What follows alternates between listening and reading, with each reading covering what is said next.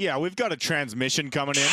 10-4. Yeah, Brian, it's looking more and more like the Arizona Coyotes of the National Hockey League will be relocating to Utah next season. Players and management has been told they are on their way. They will play next season in Salt Lake City. The state is a sports state, which leads me to this. Yes, it is. Welcome in live to the Delta Center. It is time to meet Utah's NHL franchise. I'll answer it for him for the umpteenth time. What?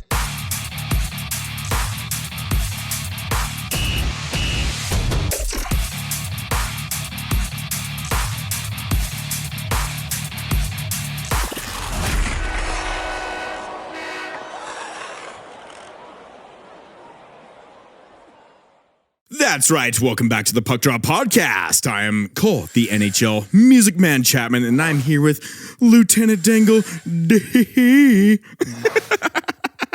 Destin Edgington, and we are brought to you by Hockey Stops. Make sure you check them out. They're open in Ogden and Logan now. Support local. Check out their shop. They've got everything you need for hockey, ice skating, all that good stuff. Make sure you check them out. And we are here with everybody's favorite person ever on the ice, and we're going to cheers to him with a bucked up energy drink. Craig? Petey. Cheers, brothers. He is a local referee for, I mean, you name it. Utah Grizzlies, men's leagues, youth leagues.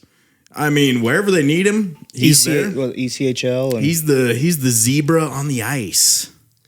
Absolutely. Thank you guys for having me. Appreciate it. And I love the shirts you guys are wearing. I appreciate you guys repping Waihoa. Waihoa. Well, so shout that out right now. What is Waihoa? So Waihoa is the officials association in the state of Utah. And Only Utah? only the state of Utah. So Okay. we go from Logan all the way down. And with Cedar City now having a junior team and building a rink this year, we're hoping to encapsulate Cedar City. Because this is something that a lot of states struggle with is having multiple associations. We want to have one association in the state of Utah and really like making sure that all of our officials feel like they're part of one team. And what does it take to become a referee? Do they look for experience in playing hockey? Like how does it all begin? How do people sign up for it? Just knowing the knowledge of it. I mean, they give you books, pamphlets, everything like that. But at the same time, experience absolutely is. Could somebody that knows nothing about hockey walk in there and say, "Hey, I want to be a referee," and they provide them with material? Absolutely. Yeah. Cool. So you have to attend a seminar. And this year's special. USA Hockey has changed their entire process for registering to become an official. This year is the first year that they no longer are requiring like in-person seminars. Everything's online. And with that, like we've seen a growth in officiating. Yeah. So like to backtrack a little bit. So in the state of Utah for Waihoa in 2019, we had just over 70 officials, active officials. What year was that? 2019? 2019. So right before COVID, we had just over 70. And where are we at now? Active officials. We're over 330 active officials in the state of Utah. Awesome. No, that's great. That's huge. And so that's pre-Utah Hockey Club, right? Like that so it's natural growth. I love it. And so and we'll talk more about that as we continue. But who's the ones that are actually involved? Because a lot of people don't even stay active in doing it. They're registered, but they're registered, but they're not actually doing it. And so what we consider an active official is somebody that worked more than 10 games in a season. Right. Oh, good. Okay. Right. So like we've got people that registered but never completed, or we've got people that registered and worked 1 or 2 games. And we don't consider that active. I like that. Okay. And so there's a handful of people involved, but a lot of it has come with the change in our board. For Waihoa, there's a board, and so the president of board Waihoa, of directors, yeah, and exactly. Yeah. So I'm the vice president of Waihoa. Oh, love it. The president of Waihoa still is Andy Van Wagner, and Andy Van Wagner was really the guy that said, you know what, we've got to make some adjustments to really like progress progress, combat like the struggles that we're having. Right. And as such, when COVID hit, we changed our marketing. We really tried to branch out and make every official feel like that it's part of a team. Like, and that's why you guys have these shirts. And shout out, and I'm gonna again, like, you've got to have officials. I mean, and don't get me wrong, the game of hockey is so emotional that, like, just because, let's say, PD calls a call and you don't like it, doesn't mean he's a bad dude, right? Like, he's got a confidence. He sees what he sees. Great guy, by the way. And he freaking runs with it. And that's what you have to have. Well, I think I'm gonna point something out here. So, like, hockey is a little bit different when it comes to a penalty, right? Because you get such a huge advantage. Well, the fan base might not like you. But. Well, right, but that's what I mean. Like, so, like, football, it's like, oh, offsides, you go back 10 yards. Hockey, you're in the box for 2 minutes or more.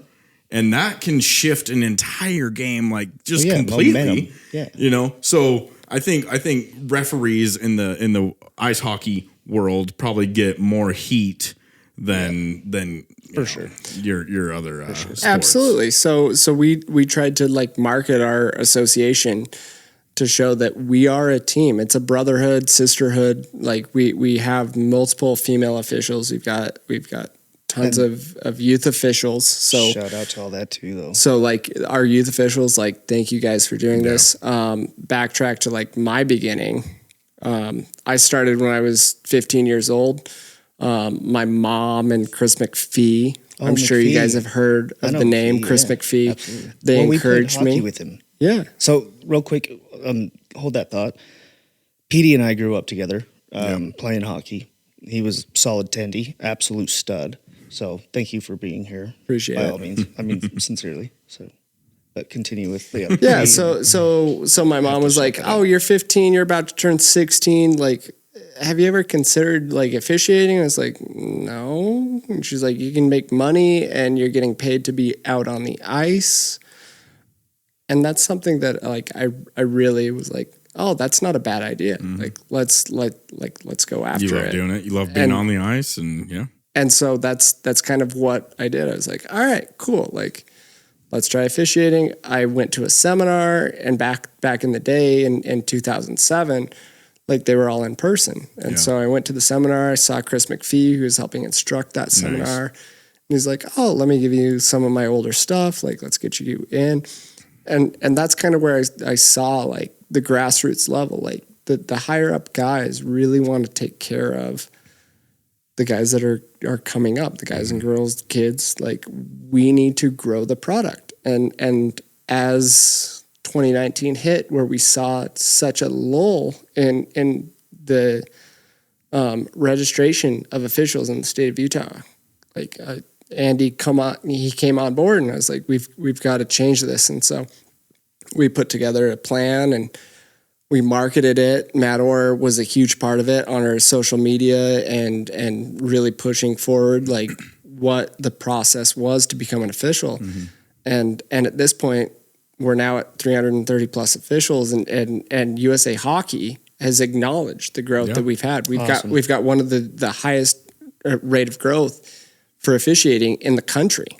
How many games do you think happened in the month of September in the state of Utah? And this is youth through adult level, college included. The only exception for this is junior hockey and professional hockey. How many games were played in the state of Utah? I'm going to just... you throw out a number and I'm going to add to it. Let's see. I'm going to go ahead and say, like, 1185. 118. So 1,000? Over 1,000. Close to 1,000. I'm going to say 530. 530, Bob. For 530 for 200. Let me give you this. There's 368 games in 2023. You want to adjust? So 2023, the month of September, there's 338. You guys want to adjust your yeah. Okay. Tell us. Well, I got to know now. You're freaking making me So we had a 25% growth. So we had just over 400 games in the month of September. Well, and that's huge. I mean, I would have lost on the Price is Right. I was closer than I thought. Not on the second We both guess. would have lost. Not on the second guess. It would have been a very boring Price is What Right did I say? episode. 385 previous. No, but that's fantastic. But that's huge. Yeah. And we love to hear that. So And Utah that's- Hockey Club, and keep track of these stats, man, because they're just about to explode. well, we sure. are, right? Yeah. Like It's we already are. there, We're tracking these stats and we're making adjustments because without the officials, there is no game of hockey. Sure. That Well, is true. and that's why I'm thankful that you took the time out of the day to come on, because in all fairness, we need him to push this as well. At any way we can, we will absolutely. So thank you, Petey. And I mean, whatever it takes. I mean, if you have something, throw it out to us. Let's get it going. I mean, anyone that's willing to take the time to jump into the officiating world, like there's so many people and wanna they're learn how to so supportive. Dude, I wouldn't mind it, actually. I mean, we got to get you skates first. So I can do it.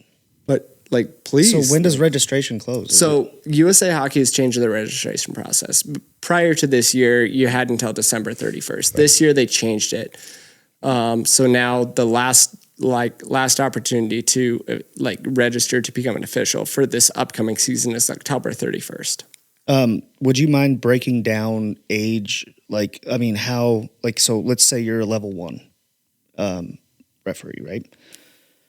Level 1, what does that give you? Level 2, what does that get you? What level 3, what does that get you? And as that pertains, and then, I mean, you don't have to throw out numbers and money. Yeah, I mean, we're not no. here to- So but just like the process, if you will, of how that works. in other states, like they can schedule based by like what level you are. Right. In the state of Utah, we ask all of those that register to send like a little bit of a biography to the schedulers. Okay.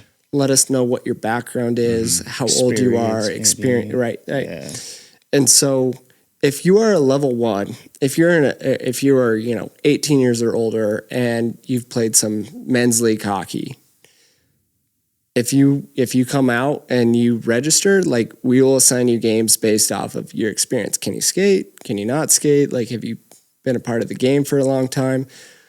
And so it's really not indicative of what your level is, but what your experience is. And we really have 3 main schedulers in the state of Utah. We got Andy Van Wagner, who schedules from Bountiful and Ogden and County Ice Center, so Murray. And then we've got Mike Davies, who schedules the entire Salt Lake Valley, so every other rink, including Park City. And then we've got Bob Garcia, who schedules down in Provo. Okay. So does Waihoa do like all the high school leagues and whatnot? as Correct. well? Oh, absolutely. I assume, yeah. right? I mean, it goes everything from that to juniors to. So juniors is a different level, but for all, Well, you have to have a different level of actual accomplished. Like you're level 5, right?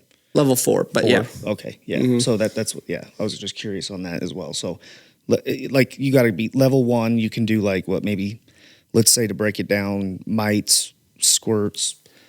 12 and under, maybe. I'll put this house rec. like stuff I'll put like this that. out there. So like if you play U16 or U18 AAA hockey, AA hockey, there's no cap for you outside of your age bracket. So you can you can't, like, if you're a U14 player, you can't officiate U14. You have to officiate the age levels below you. Just below, If you're yes. if you're a U16, you're gonna work the leagues below you. So the age bracket's below you. Okay. So if you are 18 years and you just finished up your last year of AA, AAA hockey, the following year you can go out and, based on your experience, we're happy to put you out on a game that's a U18 AA, AAA game, and we will pair you up with an official with experience, because those kids that can skate and play hockey, they have a hockey IQ. Yeah. Yes. And that's what we need. Yeah. And that's huge. People So, that know it. And well, and I'm sure that's a pay bump up on on what you come up with. So don't be discouraged to go out and do it. Like, and the more games you do, the better off you're going to be. And I'll put it out there. Like it's not a hidden secret. If you go to waihoautah.com, like you can find out. All of and we've talked about that on our podcast before, honestly. You can find out how much the officials are being paid. So like a men's league game at the Weber County Ice Sheet, like those officials are getting paid $55 for that game. Yeah. That's $55 an hour. It's not bad. Not bad, but it just depends on how many you want to take on. And if it's a weekend gig or whatever you want to do, but that's extra income. And that's the beautiful thing about officiating. Absolutely. You set your own schedule. Right. You're still on the ice too. You set your own schedule. And you're in the environment of hockey, which is, everybody loves that. So I want to dive into just some hockey for dummies, some fun stuff, right? So let's dive in. So we are, and shout out not to damper like the Waihoa movement and everything. If you guys are interested, go to waihoa.com. Waihoa, Utah. waihoautah.com. And register. Get out on the ice. We've got a link in there. Like go to the page. How to become a ref. We have step-by-step instructions on how to become a ref. Yeah, we'll have that popped up. And so being new in Utah, right? Utah Hockey Club. There's going to be a lot of new fans. There's going to be a lot of new hockey fans in general. There's going to be a lot of new youth players. There's going to be a lot of new beer league players. There's going to be, you name it. I mean, the sport itself is just going to explode. It's getting and so already, me and Destin in our first few episodes, we did a segment called Hockey for Dummies. So, and that's for obviously the people of Utah that don't know hockey, right? Sure. And who better? I know. Than the striped man himself. The man, the myth, the legend. The Utah native. To explain. And the number one. We don't have to dive into all the specific penalties and whatnot. But, sure. But what advice do you have to new hockey fans? What's a good avenue for them to learn the sport of hockey? So, for example, I'm going to, like icing. Explain icing. Icing's people get confused by it, right? It's a complicated rule, but it's really simple at the same time. Yeah. So icing, but that's the thing is when you're watching, and I wholeheartedly agree with you on this because when you're watching it, there's so much going on so fast. Yeah. Sometimes it doesn't make sense, but sometimes it makes sense. It's like sometimes they do it on purpose. Strategically, and oftentimes it's like it just happens, right? So let's hear it. Here's the deal: like there's multiple rule books that we deal with on the officiating platform. So Utah Hockey Club, like let's talk NHL for a second, or for that matter, all of professional hockey. Yeah.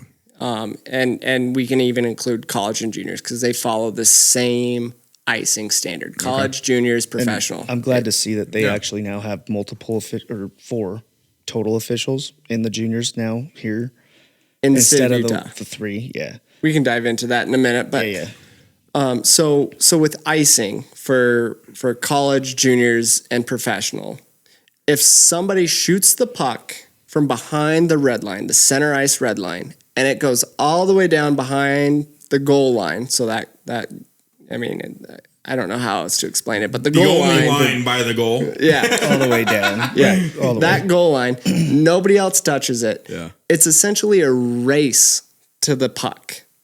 Okay. And the linesman, so the person that's not wearing orange. On his sleeve. Yep. Exactly. So hockey for dummies, there's certain refs, certain.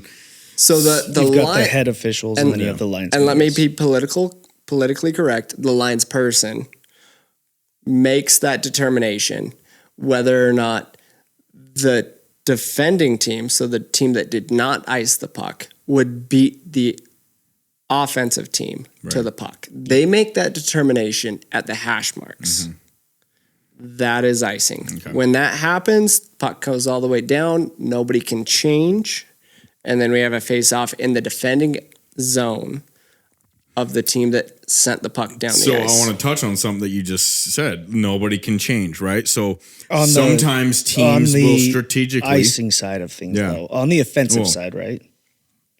Is it on the offensive? So the defending team that shoots the puck down the ice. So there would be no They're the whistle ones if the that cannot offensive. change? There would be no whistle though if the offense had touched the puck before the defense. Right. right. But So yes, who with cannot what you're change the saying. line? The team that iced the puck, the team Copy that that, shot yeah. the puck Okay. down the ice cannot change. Yeah. Which would be the offensive. It's if the defense a had touched. So it's a deterrent for teams that are tired Mm-hmm. when they're getting beat inside their zone. They get a hold of the puck and they just And rifle it down. And that's why I say strategically, right? It's used So- often strategically to And get a breather. Like, Yeah. hey, I'm going to ice Oh, this yeah. puck so we can get Well, a that's- whistle. And I like that though that they've kind of manipulated that rule a little bit from growing Yeah, up. it used It to be actually- touch icing, and there Yes. was a lot of injuries that would occur because you've got Yeah. players skating the full Full length of the ice into a corner, Yeah. and somebody's going to get blown up. So, so to combat player injury and player safety, like we make the determination before that collision is hit.